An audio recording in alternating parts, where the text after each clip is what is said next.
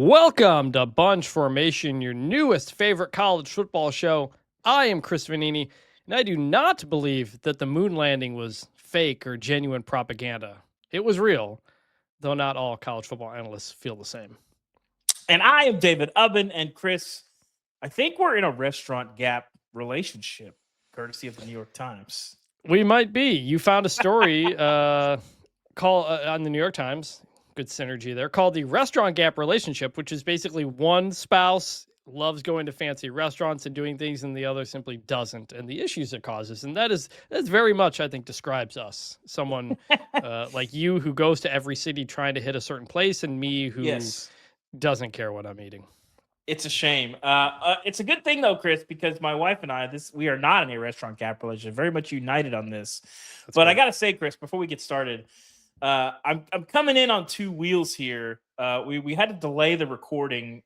So earlier today, my wife goes and she had been with the girls all day, so she went to go grab food to just like be in the car in silence for a little bit.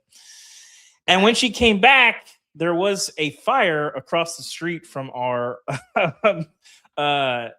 subdivision, like the entrance. There's a house that's not in the subdivision that the attic was on fire. And police and fire had blocked off the entrance to our subdivision. They would not let her in. So then she drove around, which is like 7 minutes to the other entrance in the subdivision. They also would not let her in. It took her like 30 minutes to get back home.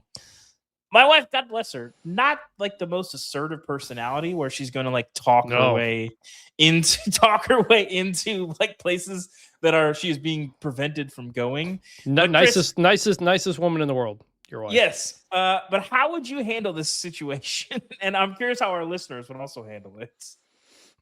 I would probably why were they not letting you in the backside from 7 minutes? I mean, they were blocking off the whole road so that fire trucks could like fight this fire, but like the actual entrance to the subdivision, like you could see it from the blockade. And like as a journalist, Chris, there are times when we have to talk our way into places that like perhaps we are not technically allowed to be. I have done this many, many times over the course of my career. So I would have just been like, what do you suggest that I do? Go sit on the curb for 30 minutes? They didn't really have a good answer for this, but she was just like, okay, and like drove back around. So she was texting me frantic and not sure how she was going to get home. But what do you do in this situation, Chris? I mean, like, if it's an active fire, I didn't see it, so I don't know exactly the I poked my head out to where I could see it, and I didn't see any actual fire, but there were like 4 fire trucks. But they had like a half mile of the road blocked off. Well, but like the entrance to the subdivision, you could get in theory. It wasn't blocking the entrance. Okay, I can't. My first reaction is, I'm just going to park on the curb, leave my car there, and walk home and wait till they're done. Well, but she had food, and it would have been a solid 15-minute walk from where the blockade was to the house. Well, the food, I mean, you know me, it's not going to be that much. It's not going to be a point. It's a good point, actually. So what happened? I mean, eventually she just talked her way in the other way after a while. Like, well, that's what you should do. You should be able to get in the other way. That's the part I'm confused by. Yeah. Well, there's only 2 entrances to our subdivision, but they're right next to each other. Like, it's kind of hard to explain. You said it was 7 minutes away. Well, but to get to the other side, like, so there's a blockade on one side of the street, a blockade on the other side of the street, and to get to the other side. Because when I was texting her, I didn't realize that they had blocked the other side. I was like, well, just go around. Like, you can get there. It's probably 7 minutes to get to the back side. But then they were blocked there as well. And so then she, like, kind of went back. But then she was like, I have to, like, get through there. I guess the cops were nicer on the backside. So you made it, though. You're in. We've eaten the food. The food's here. But it took a drive to go grab some food that should have taken like 8 minutes. Took like 45 minutes. So we're recording later than we had planned. Well, some good news that was thrown into one of our group chats with Ari Wasserman is that Fogo de Chao is now on DoorDash, by the way. So that's good news. Oh, they've been on Uber Eats, Chris. We've been all about this. I have ordered Fogo de Chao on Uber Eats probably 4 times in my lifetime. Do you think a driver would have been able to talk their way through with the food? Maybe. We'll see. I am aware, by the way, I still owe my bet from the regular season picks to DoorDash or Uber Eats, whatever, one restaurant to another. I've been waiting for us to be in person to do it. It may have We'll to be be in Vegas in July, Chris. We'll be in Vegas in July, so I don't know how that's going to work, but we will figure. I still owe this bet. I am aware. So anyway, as for that long. By the way, did the fire get out? Is everybody okay? Do you know? I mean, it seems like it's okay. I don't know. I found it on like Okay. the scanner. Like there's like scanner tweets, and it was like I found like there was a fire. Because we thought it was like some sort of police activity, and it wasn't. And we thought maybe it was like an accident, but I didn't see any cars that were wrecked. So I like kind of looked at the scanner, and we found it. So all right, good. Anyway, apologies for that intro, but David kept texting me. We keep having to push the recording back and wouldn't tell me why. So that was the first time that I was hearing there that. you go. Thanks for everybody for being on the show. We're going to talk today about conference championship games, if they're going away. Big Ten dominating college sports. Cody Campbell going to war with the Big 12. And a couple other topics. We talked to New Mexico coach Jason Eck on Monday's episode. If you haven't, go back and listen to that. It's a very good episode. Got good feedback from New Mexico fans and Wisconsin fans for reasons I certainly can't figure out why. But David was in Knoxville over the weekend and then at Wake Forest, so we didn't have time to record earlier in the week. I'm going to be at Oregon and Washington next week, so we're going to have to figure out our recording schedule, but we should have something Monday, Thursday as usual. And one other idea I've kind of had, like, early on in the show, we talked about helmet stickers and how much we love them and want to bring them back. I'm going to make helmet stickers for this show before the season. Sometime before we get to the season, we're going to have helmet stickers for Bunch Formation. If you want one, email bunchformationpod@gmail.com, subject line helmet sticker. You'll in an address, and you'll eventually get one. I'll promote that more as I kind of start putting it together, but I'm going to do that for the season. We like helmet stickers. So anyway, if you want to jump ahead, timestamps in the show notes. Send your feedback to bunchformationpod@gmail.com, including if you want to advertise on the show. We love a sponsor. We're Polar, call us. Yeah, well, you need to reach. I think we need to reach back out to them. We should make that happen. If you haven't contacted Polar, please hit us up. I'm one of their most faithful customers. Polar, the sparkling water company. Yes. If you didn't know. Please leave us a 5-star review. We will read them all in the show. And we got one. We got a couple of comments on pod reviews from Fall Pine Bomb, who said, "Until Saturday was my saddest unfollow. This is instantly one of my favorite shows again now that every third sentence doesn't revolve around Alabama from previous shows." But thank you for listening, Fall, and for finding the show on Spotify. SJ Shields 360 says, "Hey y'all, still love the podcast and wanted to say please keep up the awesome work. Always interesting to hear what Dabo is crying about this year. Looking forward to the upcoming season. Go Buckeyes." And I mean, hey, Dabo was right. Come on now. I know people get annoyed with Dabo, but Dabo was filled with a righteous anger. But Dabo does enough stuff worth knocking him for. This one, we are firmly Team Dabo here. Like, come on now. on the naming names of tampering is what David's talking. And Joe M.V. on Spotify, "The coach interviews are the best episodes y'all do. Love listening to their stories. We will have some more kind of as the spring goes on." Okay, and with that, it's time to get into the news. And to do that, we go into the media scrum. Well, I don't read the newspaper because it's garbage. We're going to talk about David's favorite topic here. That is conference championship games. As Greg Byrne, the Alabama AD, recently told USA Today, quote, "The ship has sailed, it's run its course," end quote, basically saying it's time to get rid of the SEC championship game. A loss which almost knocked Alabama out of the playoff this past year, by the way.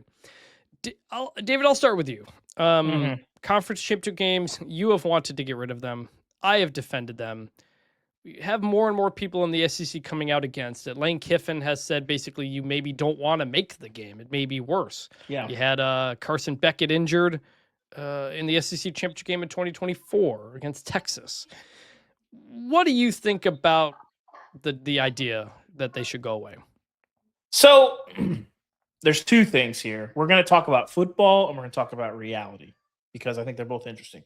From a football sense, I don't even think there's a conversation to be had. The conference championships exist for a world that no longer exists. I've been hitting on this for 2-something years that conference championships just don't matter that much anymore. They matter maybe a little bit to some programs, but to the programs that are eyeing national championships that are probably going to be in these games most often, they don't really matter. I think Oregon in 2024 is the best example of this. That Big Ten championship game, that undefeated season, is not going to be celebrated because the performance in the playoff overshadowed what happened in the regular season, getting absolutely run off the field at the Rose Bowl. It doesn't make sense. It makes no sense for the conferences to put their two best teams that have it. This is talking about the Big Ten, the SEC. I think the ACC and the Big 12 is a different conversation because they're not guaranteed multi-bid leagues. But anyway, we're talking about Big Ten and SEC right now.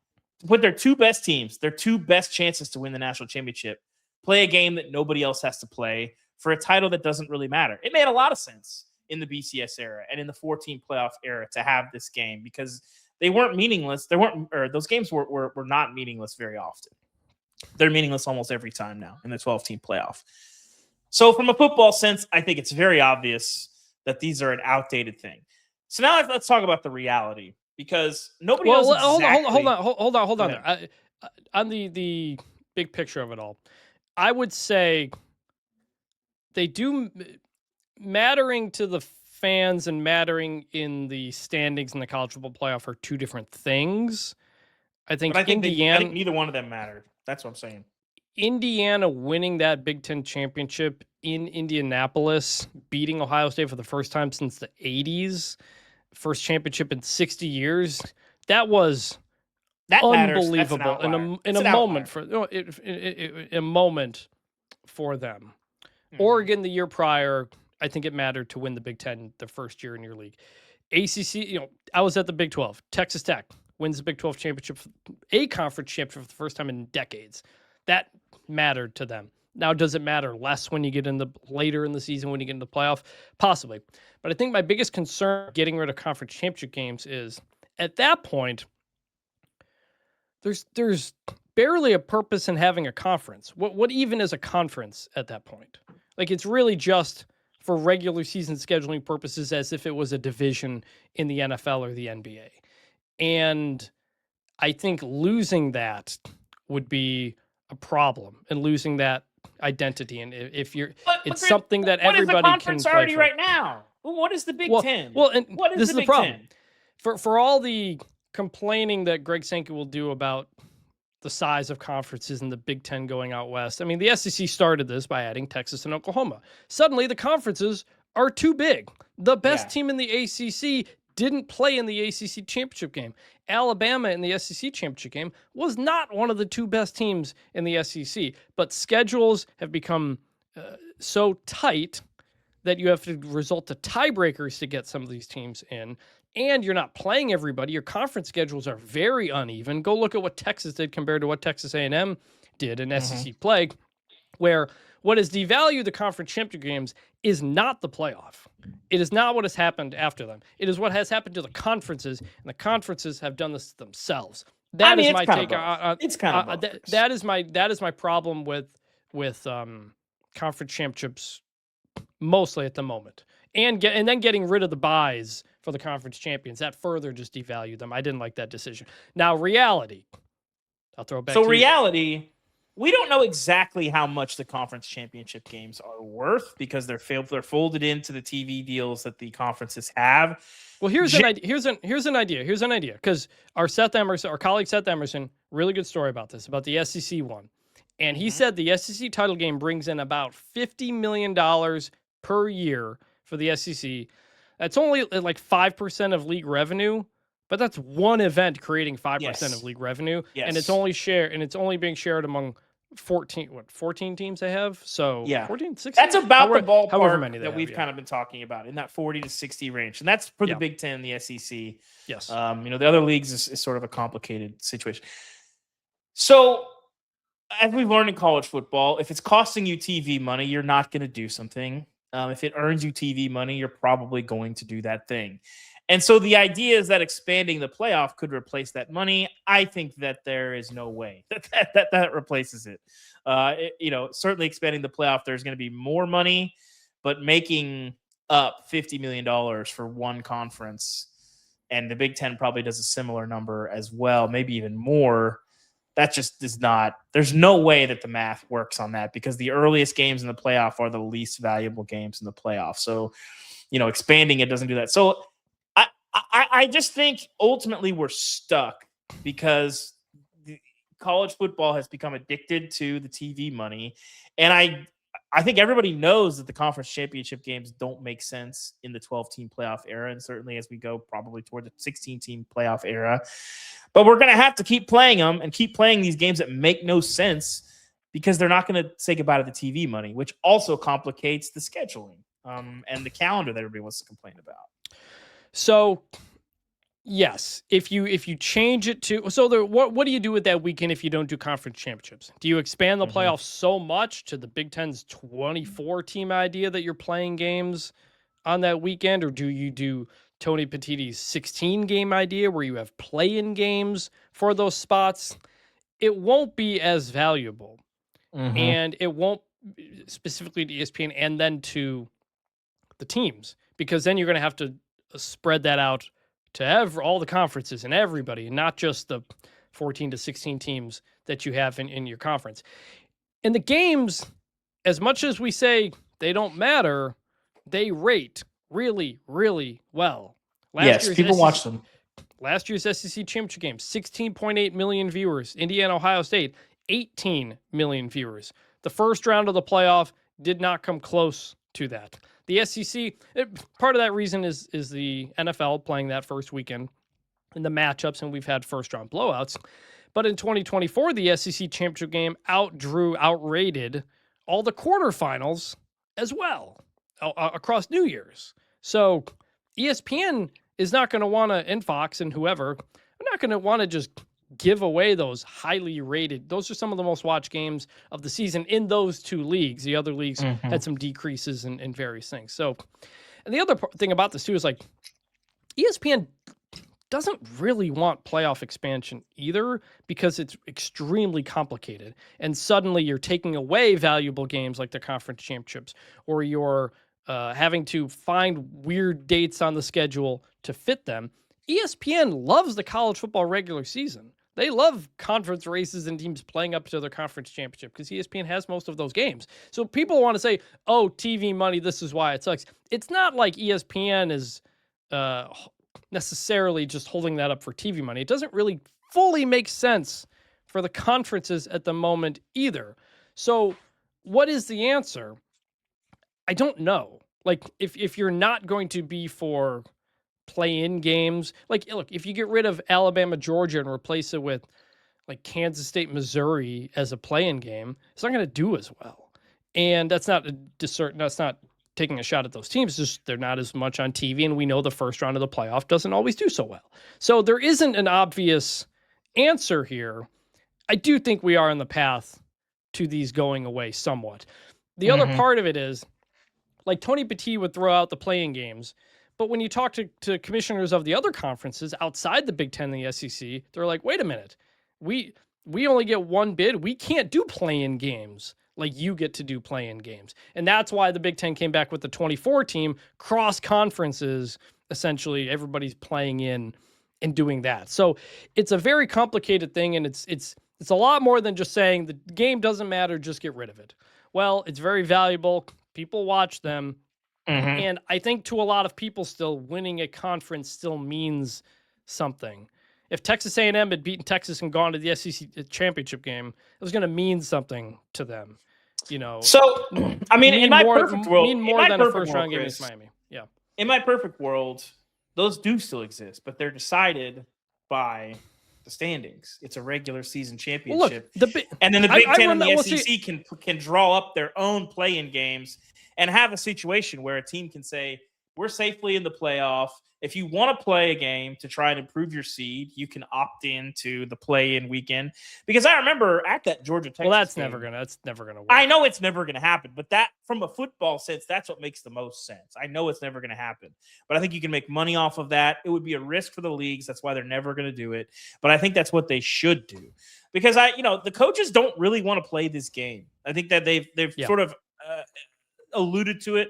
I think Lane Kiffin's the one that's been the most explicit about it. But I remember That Georgia Texas game, I was on the sidelines before the game, ran into Shane Beamer, was talking to him. He knew that they didn't have a chance to get in the playoff. He knew it was kind of over, but he would have killed to be in that game and give them one more shot for one more data point to get into the playoff. So there's a very hungry second class of teams that would be dying to play in that game, and you could do two of them, and that might replace that TV money. So I think it does make some sense, but it'd be a risk. And I don't think they're going to do that. But that's from a football sense. If we had a commissioner of college football, someone making decisions for the best of the sport, that's what it should be. By the way, a commissioner does not make the decisions in the sport, like for the NFL or anybody. It's the owners who do. But that's what I'm saying, though. Yeah. So 2010, I'm a senior at Michigan State. They go on to win the Big Ten. First time in 20 or so years. That was a big moment for them to happen. But it was a 3-way tie for the Big Ten championship that year. Michigan State did not go to the Rose Bowl that year. I think Ohio State went. Wisconsin went that year. So the answer really is to go, Big Ten didn't have a conference championship game until 2011. SEC's was 20 years before that, or 15 years before that. The answer really would be getting rid of conference championship games, but honoring first place in the standings, no matter how many teams tie for it, as your conference champion. Now, that doesn't necessarily mean you get the one automatic bid, but that should and would allow those schools to celebrate conference championships. Yes, I'm good with that. That would be the way to do it, to lean back into that again, where the standings determine the champion. Yeah, you can have a 3-way, 4-way tie. The year Purdue went to the Rose Bowl, there was like a 4 or 5-way tie for first place in the Big Ten. That used to be like a normal thing in the Big Ten too, by the way, which is, it's weird to look back on, but you would have to get fans back into that mindset that we don't need a conference championship game. So we will see, but it's not going to change for 2026. 27 and beyond, I don't know. It really still depends on what the Big Ten and the SEC do with the college football playoff. Moving on to, speaking of the Big Ten, are they the king of the world right now?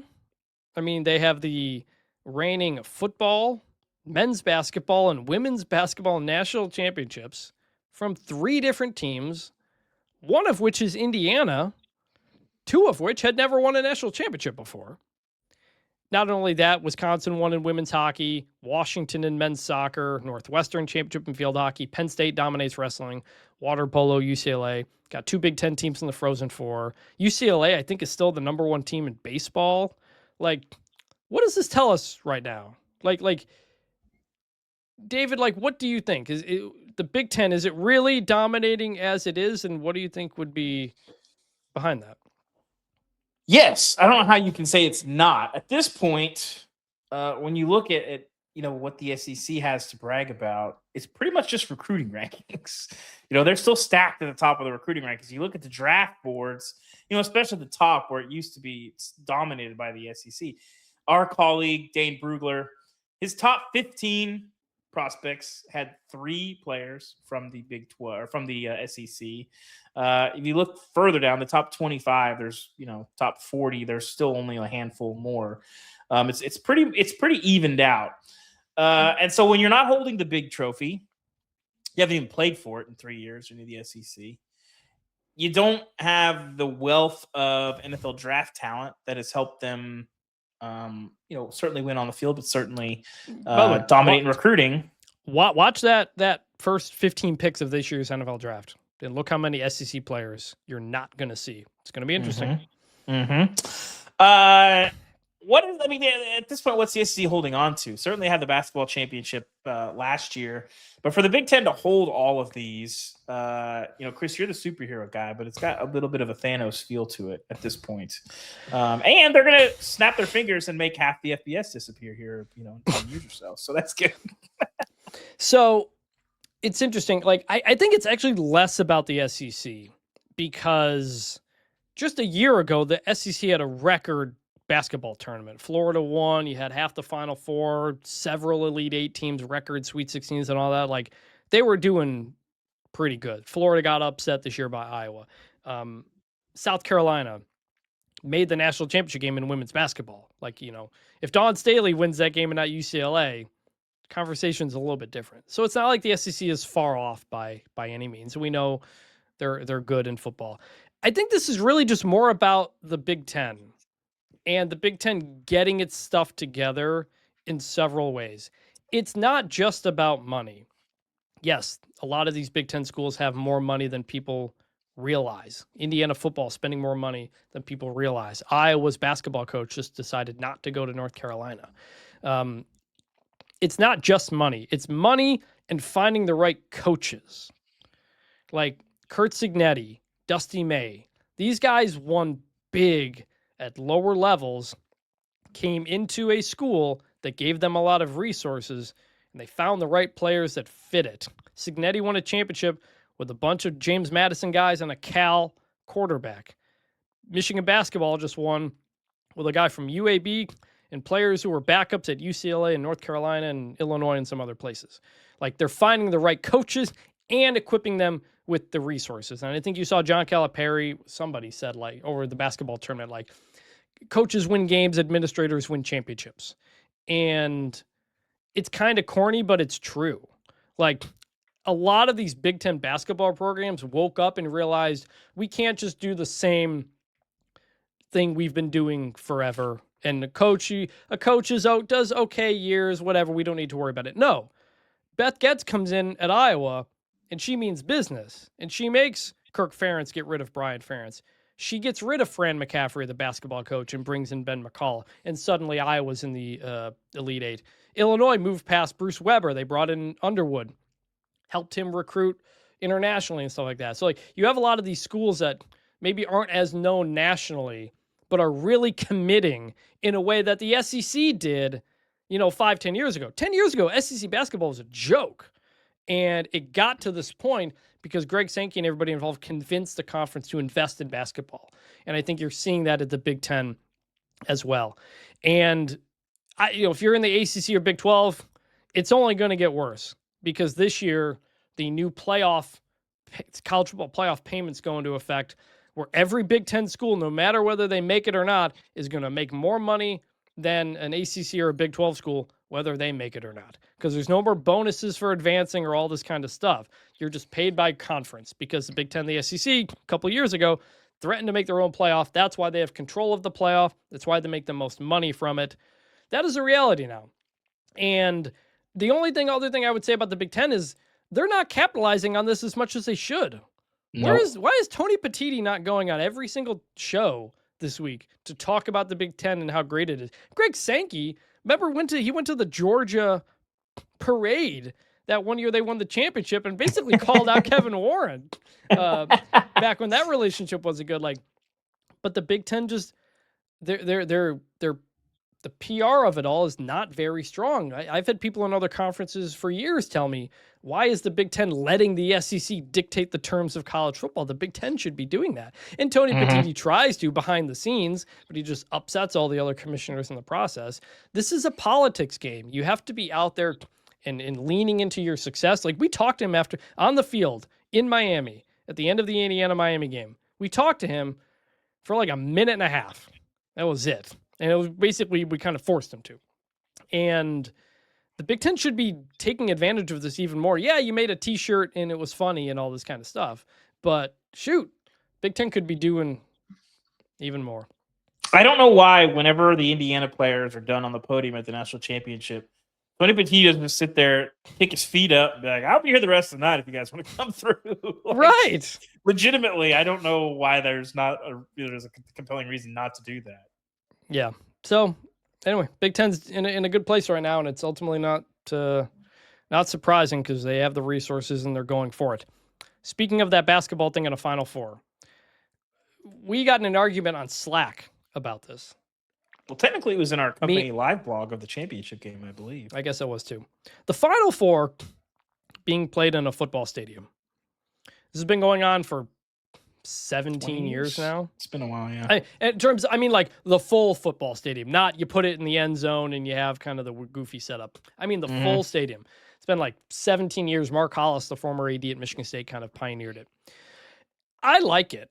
I think it's great that we play these games in football stadiums for a few reasons. One, it makes the whole thing feel big. I like that feeling, both on television and having been there and covered it before. But most importantly, it gets a lot more fans in the building. Fans who otherwise wouldn't be able to, either because of availability or ticket prices. And if you're playing that in a normal basketball arena or something, that means a greater percentage of celebrities, dignitaries, neutrals, CEOs, people who don't really care about the game. You get a lot more real fans in the door because you play it in a football stadium. And if you've ever been to one of those stadiums, the environment's pretty good.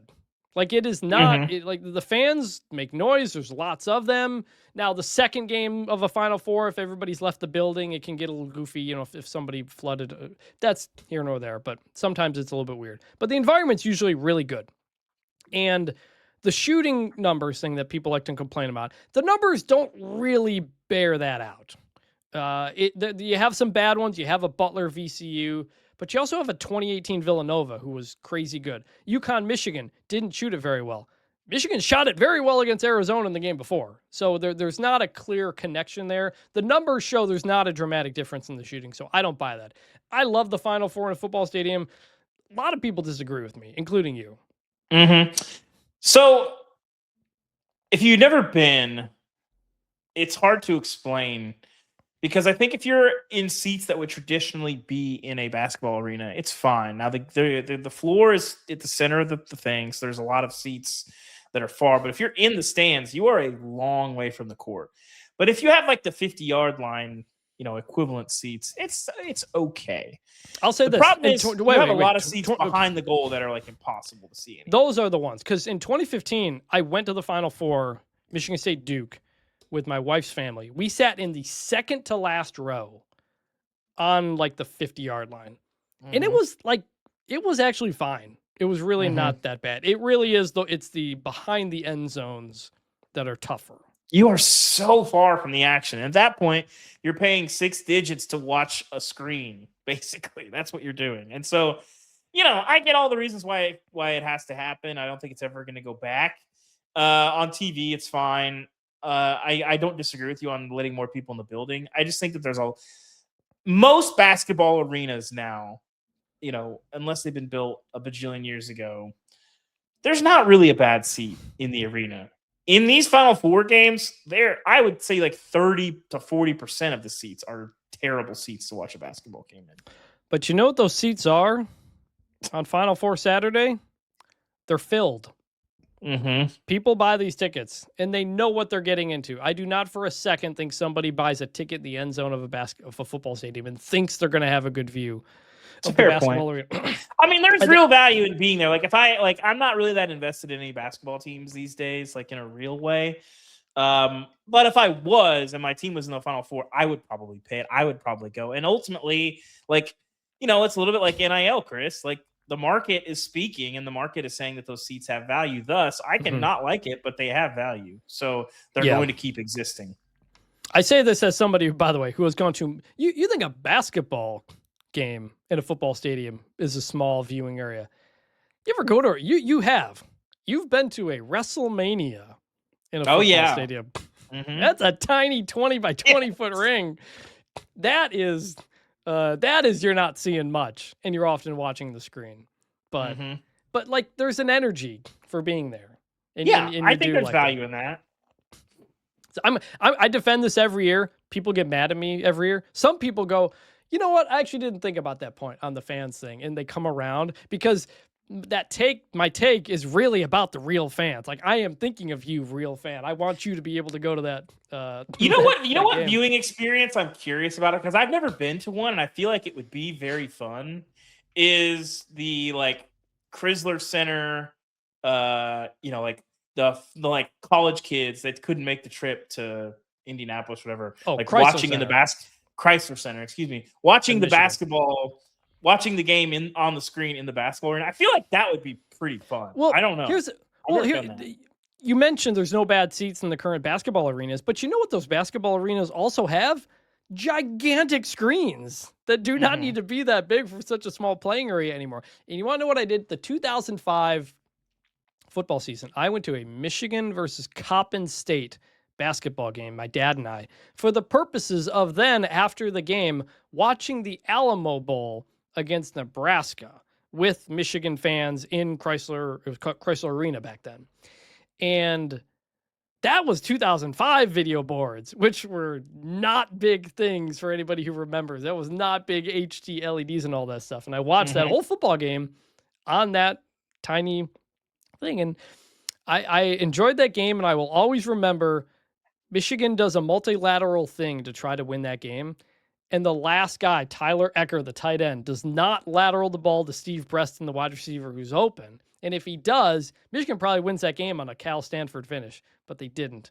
And I always think about that. That is the only time I think I have watched a game at a stadium that is not in that stadium. So you remember the Alamo Bowl? That's what you're telling me. So you've never done that? No, I haven't. I think it would be fun because I'm thinking like if I'm in college, and my team went to the Final Four, that's probably a tough sell. I mean, that's expensive trip. Tickets are expensive. You're probably gonna have to fly. The odds are you're gonna have to fly. Like you just probably don't have that as a college kid. But I think watching it in the basketball arena would be really fun. When I was a college kid, went to Michigan State UConn 2009. Went to a watch party in Detroit with the student newspaper to cover it on the riverfront in Detroit because it was in Detroit. It was all Michigan State fans. It was kind of cool. Then I went to that championship game in the student section where they got destroyed by North Carolina. By the way, that's where you can't see anything, is in those student sections because you're down on the floor, everybody's standing. You really can't see the basket or any of the game. You're looking up directly the whole time. That was me during the ACC tournament because I was sitting courtside behind the benches, and the benches were standing up like half the game. And you can't yell at the bench to sit down. You just can't. And so like there's these 6'8" guys standing right in front of me, and I'm like 10 feet away watching the game on the screen at the Spectrum Center. That's a tough spot to be. Low key bad seats if you're not like at center court at the ACC tournament. Yeah. Elsewhere in college football, it happened about a week ago. Cody Campbell, the Texas Tech booster, and the commissioner, Brett Yormark, got in a bit of a war of words a little bit. Cody Campbell, very upset that Texas Tech is going to play Houston this upcoming season on a Friday. And Cody Campbell tweeted, quote, "Friday night lights are sacred in the great state of Texas. It is absolutely absurd that the Big 12 and Fox Sports would consider scheduling Texas Tech and Houston on a Friday night, October 18th. I know that @Brett Yormark is not a native Texan, but he's been here long enough to know better. Come on, man." I like come on, man. My initial reaction to this was, well, hold on. So Yormark also said, quote, "Our board and ADs approved playing 12 games a year off Saturdays in an effort to raise the profile, narrative, and viewership of Big 12 football. Texas Tech is hosting a primetime game on Friday night, delivers that. All of our schools are treated equally during the TV scheduling process, and this game fits within our scheduling parameters. I am thankful our TV partners provide us with this opportunities," end quote. He also said, I don't remember exactly where, but he said, Cody Campbell doesn't run the Big 12, which... Good on Brett Yormark, I think, for saying that. You do kind of got to stand up for your league as a whole and not let one board member or booster get on you. My first reaction to this was, this is not a new thing. I was at the Big 12 media days where they talked about this, and people questioned Brett Yormark about the Friday nights. And all the schools signed up for this. Okay, what's your take? I have a couple other thoughts, but let me let you go. So I kind of think they're both right here. I think it's a real chance that some of this from Texas Tech is knowing that this can't really be helped, but there's a little bit of grandstanding and working to sort of curry favor with THSCA and the group that can affect recruiting. That's certainly that's the High School Coaches Association. Yes, which is extremely powerful, the most powerful high school coaches association in America. The THSCA is if you aren't from Texas, it's hard to explain how powerful they are. And might be the only one with power. Yeah, that might be true. But it's a real thing.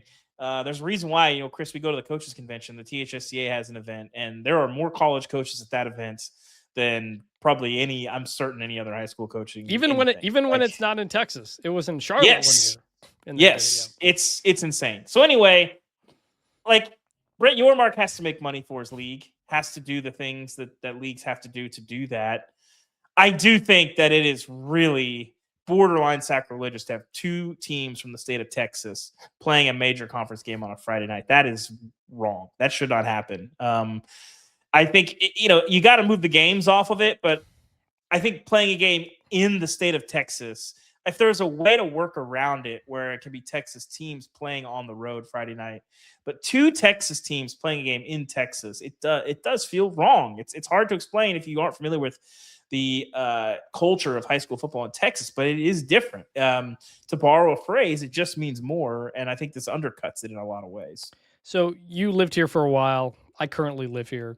I can attest to how much Friday nights matter. But by the way, a lot of high school games are actually being played on Thursdays now, too. And part of that is due to ref shortages and various things.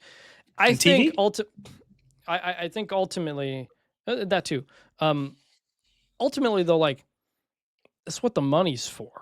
Like, this is why Fox Sports and ESPN are paying you more than they would otherwise, because they want to get you on other things. Did you see college football last year? You know who took up almost every single slot on Fox and main ESPN? It was the Big Ten and the SEC. You have to find other opportunities for your schools to get attention and other ways to make money. As we said before, you're falling behind the other conferences in terms of money. Yeah. I think, look, this has been going on for a couple of years, and I believe this has not happened to Texas Tech yet. So, like, this is not. Yeah, they didn't play last year on a Friday night. Yeah, they're not regularly playing on Fridays. It's one game. I think you can deal with it. But I think the real answer to a lot of this is not about playing on Friday. It's about playing on Thursday. Yep. I cannot believe more conferences don't do this. This used to be a thing. Mike Oresco back in the day, 25 years ago, 30 the Big years East ago, and the ACC have had the lockdown on those Thursday night games. The Big East and the ACC went with Thursday games, and that Virginia Florida State upset in 95, I think it was a big one. And college football owned Thursdays for a while until eventually the NFL decided to do it too. It used to be only after Thanksgiving, and it was only on NFL Network. Then it was all season. It was on Fox, and now it's on Amazon. And like, I covered the Tulane ECU game last year that was on a Thursday, and I talked to people around it. The American Conference loves the treatment they get from ESPN on Thursday nights. They have Matt Berry and the Sports Center crew there all day, and the ratings for those games are pretty good because you have to go to Prime Video to watch the NFL game, and that sucks, and that's annoying.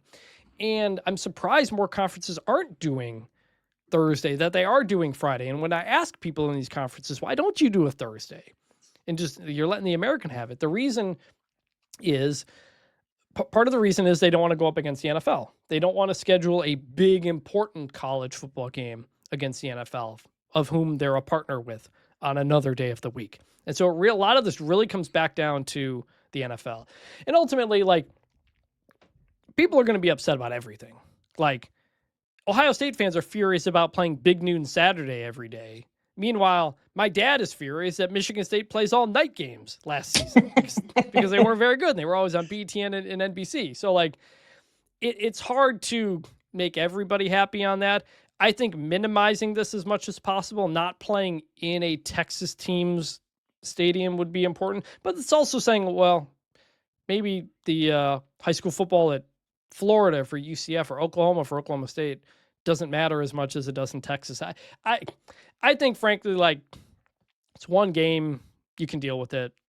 It's annoying. Yeah, I mean, it's a real annoying thing, but ultimately, at the end of the day, I think Texas Tech, best case scenario, because this game hasn't been officially announced yet, best case scenario, they get it moved.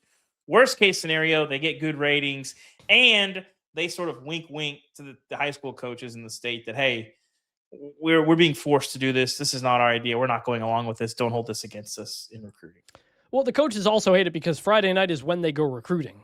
Also, and then you can't do that if you're playing on a Friday. But again, you're going to get a lot more viewership on Fox on a Friday than you are on FS1 at noon or something like that. So 64% greater. Is that the number? That's what Brett Yormark said. Oh wow, there you go. That's and that matters as well. You're not going full Maction and playing on a Tuesday. You know, like it's we'll see. I think it's a real concern and a real frustration from the fans, but I don't think it's such a big thing that it needs to be made into much bigger of a thing. Frankly, by the way, like this is also Texas Tech, I think, and Cody Campbell thinking that maybe they also deserve a little bit of special treatment because. You know who gets special treatment about Friday nights? You know who in the Big Ten does not have to play on Friday nights? Michigan and Ohio State. Yeah. And Penn State at home. So it's not unprecedented for some to get some special treatment. And maybe Texas Tech is feeling itself, understandably so. So it's a good time to be a Red Raider. A couple things left over. Everyone's favorite topic, presidential executive orders. This came out late Friday of last week. Basically, the president instructing the NCAA to do a bunch of things from make a one-time transfer rule, 5 years of eligibility, and collectives, bunch of stuff. None of this matters. It's not real. It doesn't go into effect until August anyway. It has no power. Some of these things have been ruled illegal by the courts, such as the one-time transfer. So don't worry about it. What it really is about creating parameters for Congress to do something. Hey, here are some specifics, Congress, go make a one-time transfer rule a law or something like that. Now, will Congress do it? You know, there's nothing else going on in the world. I think they've got plenty of time, right?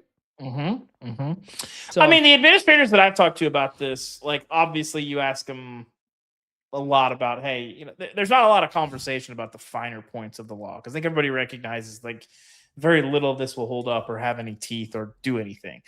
But the thing that I keep hearing is, well, we're glad that people care, like powerful people in Washington care that whether it's for political clout, you know, ahead of a midterm, whatever the reasoning being, like we are happy that they're engaging and at least trying to do something, or at least like it's in the conversation. That I do think is an important point. Whether they can accomplish anything, you know, I think remains to be seen. But I think there is an acknowledgement from people in Washington that like this is important and we should take this seriously. And I think most of the administrators I talk to, it's just like it's nice that they think that. What I've gathered from talking to people around this too is that they may be more likely, and if you split it up like this, the thought has always been we need to do one bill with everything because it's the only time we're ever going to have a chance to pass something. So we got to do everything. And as this has dragged on and on and on, and we're getting close to the midterms, and when we hit the summer, nothing is happening, like nothing. It may be better at this point for the NCAA to instead go with a narrow eligibility law, define eligibility and who can play these college sports. That is something that might be able to get bipartisan support. You're not talking about employees, whatever. You're just saying this is how long you have to play college sports. And it's notable because on Wednesday, Yahoo, Ross Dellinger reported the NCAA is again looking into the idea of 5 years of eligibility. That's it. No red shirts, no waivers, unless military or religious exemption, Mormon missions, that stuff is still there. But otherwise, 5 years, either from graduation or from 19 years old. And there's still a ways to go on it. There's many steps, and it would have to be phased in. But smart people have told me this might be the way to go. This might be the thing that can get support from everybody, basically just setting a limit. And I think it really came to head this basketball season with all these international older guys, NBA draft guys coming back. That is something that crossed the line for everybody, I think. And now there are problems with this. Like the reason they haven't done a 5-for-5 is because they're currently getting sued by a bunch of people. And if you open up 5-for-5, well, suddenly you have a bunch of players who are going to sue that they didn't get a 5th year. So that remains the gigantic hurdle. How do you phase this in? What happens to the guys who just played this past year? That's always been the problem. But it also really would impact those international players who want to come back to college. They could play college ball, but they would have a shorter window in which they would have their eligibility because they wouldn't start at 5 years. If you come back and you're, 22 years old, you only got a couple of years to play college basketball. So I think it's a good idea. It's like several steps away from happening, but on the heels of an executive order that won't really do anything, this might be a way to kind of get something done. Yeah, I mean, ultimately, it comes down to who's against this, and I have yet to talk to anybody that's like really. I mean, it's the guys that feel like they should have had a 50-year, and I think there is a moderate amount of sympathy for that. Ultimately, how many guys would sue? I don't think we know the answer to that, but like when you talk to people, they're kind of like, bring it. If they sue and they win, whatever, it might hurt us in the short term, but in the long term, it would bring some sanity to everything. And so, because for people who don't know, what the House settlement was players who said, hey, we weren't allowed to make NIL. We lost out on this class action lawsuit. And there was a statute of limitation in which people could be eligible. That's what the House settlement was. People who weren't able to get NIL getting compensated for that. This would open up a similar type of lawsuit. Guys who didn't get another year of eligibility. So again, that's why it's difficult, but it's interesting. I'm actually, even Tom Mars, the guy who sues the NCAA over everything, tweeted something like, this is actually a good idea. So we'll see. Anyway, and with that, we're going to end the show the way we always do, and that is by remembering some guys. It's better than this. Guys being dudes. I'm going to go, in the spirit of Michigan winning a national championship, I'm going to go with former Michigan quarterback Brian Griese, who won the national championship on the 1997 team. Kind of an under the radar guy for a while, beat out Tom Brady and stuff like that. Led Michigan to that championship in 1987, a team that was heavily reliant on its defense. But Brian Griese, a guy who ended up playing in the NFL for quite a while, moved into commentary in a few different things. Figuring out what exactly he's doing right now. He was the quarterback's coach for the 49ers as recently as 2024. After that, I'm still scrolling his Wikipedia page, but he left the Niners to spend more time with his family. But a guy I remember on TV a lot. Remember him doing a bunch of things on TV. But Brian Griese, national championship winning quarterback from Michigan. I remember him as a very average, like he was part of the reason why I'd watch it when I watched Big Ten football when I was a kid and just be like, ugh. 17 touchdowns, 6 interceptions, 2,200 yards to lead his team to the national championship. Those are J.J. McCarthy numbers, Chris. That's what we got. I was going to say that's actually not too far. But yeah, we almost got through a podcast without David crapping on Big Ten football. So I was at Wake Forest this week. Enjoyed talking to folks. I hadn't met Jay Ticker before. Enjoyed him. He's a very high energy guy. Energetic guy, like very high energy. Enjoyed that. We were able to kind of just chat about a lot of different things. I'll have some stories from that in the Athletic soon. But enjoyed that trip. So in honor of my trip to Wake Forest, I have tipped my cap to Riley Skinner. A guy who actually threw for like some yards and touchdowns in 2009, threw for 25 touchdowns, 12 picks, finished his career with 59 touchdowns.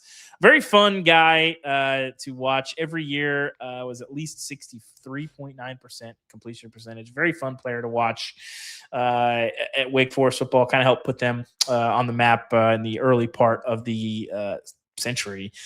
And he's the type of guy that, like, we talk about the Jordan Lynches of the world, and I worry that there's not going to be a lot of Riley Skinners these days because to the average college football fan, I don't know how much people care about Riley Skinner, but a lot of these guys are like legends on their own campuses, and he's going to be remembered forever in Winston-Salem for being a guy that started for 4 years. That's a big deal. But I remember him playing. I hope that we see more guys like that, but especially at quarterback. I don't know how many 4-year starters at places. I think, an LSU or an Ole Miss or a Tennessee or somebody probably scoops him up after at least 2 years, maybe 3. And that's going to be hard for some of these lesser funded teams to do. But in the old days, guy could just sling it, and greatly enjoyed watching him play football. That his first year, 2006, when they win the ACC, Wake Forest did that year. They beat Georgia Tech in the ACC championship game 9-6. Yep. While we're talking about ugly football, as we're talking about ugly football, Riley Skinner, by the way, he passed for more than 2,300 yards one time. His senior year, great year, 3,800 yards. But the rest of it was very Brian Griese. like. And we got a nomination here from listener Ian Stokely, I believe is how you pronounce it. And Ian says, Ohio State has had a huge run of elite wide receiver talent over the last decade, but a name I rarely hear mentioned is Devin Smith. He didn't have the elite NFL career and didn't put up insane numbers, but he was still one of the best deep threat receivers ever, and his synergy with Cardale Jones' cannon arm was electric in the first playoff. He seemed to always have just 3 or 4 catches, but would still have 100 yards and a TD or 2 in the process. David, any memories of him? I remember him, but I was looking at his. First of all, the reason why he's not remembered is because like all those Ohio State receivers have like taken a turn being the best receiver in the NFL, and Devin Smith never did that. But Chris, his last year, 33 catches, 12 touchdowns, 931 yards. He averaged 28 yards a catch his last year at Ohio State. That is hilarious. That is an incredible stat line. Shout out to Devin Smith, man. Awesome. I remember because 2013, Michigan State upset Ohio State in the Big Ten championship, knocked them out of the championship game. The next year, Ohio State goes to Michigan State, and they throw a bunch of deep balls to Devin Smith. He's one of the best deep ball receivers we've ever seen. Could make great plays on the ball. You throw it up, he goes and gets it. He made a couple of those. They went to win at Michigan State, and that's when people are like, oh, this Ohio State team is back. And they would go on to win the national championship that year. So, yes, he ended up in the NFL. Getting injured a bunch, was around for a few years, but just was never able to 28 yards a catch is stupid. That is hilarious. On 33 catches. That's insane. That's Big Ten football right there, David. There That's you go. Cardale Jones can't come to play school. All right. David, are we going to be able to do a show for next Monday, do you think? I think we have a coach interview that's in the well, we do, but works. I'm going to Washington and Oregon next week. I'd be good if we could do a show and do the coach interview on the back end. You gonna be around this weekend? Yes, we'll be around. We'll figure it out. So the plan will be hopefully a show next Monday. We'll get into some more like spring football type of stuff as we do that, and then coach interview later in the week. Thank you everybody for listening and watching Bunch Formation. It's April. Basketball's done. We're fully in spring football season now. Looking forward to it. For David Ubben, I'm Chris Vannini. Thank you for listening and watching. We will talk to you next week. And even in the spring, please bring back the turnover chain.